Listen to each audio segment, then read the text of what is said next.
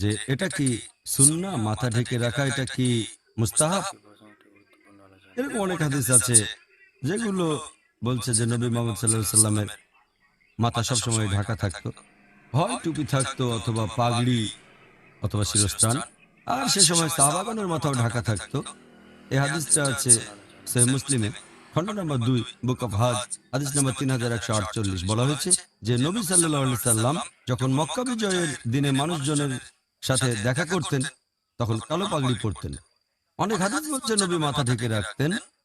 এছাড়া আরেকটা হাদিসের বর্ণনা দিয়েছেন ইবনে উমর। বলা হয়েছে যে মুহাম্মদ সাল্লাল্লাহু আলাইহি সাল্লাম সাদা টুপি পরে থাকতেন। বর্ণনা দিয়েছেন ইবনে উমর। আর এটা ইমাম সৈয়দের মতে বলা হয়েছে এটা উঁচু মানের সহিহ হাদিস। তিনি তার বইতে লিখেছেন সিরাজ আল মুনির, খণ্ড নম্বর 4, পৃষ্ঠা নম্বর 112। এটা উঁচু মানের সহিহ হাদিস যে মুহাম্মদ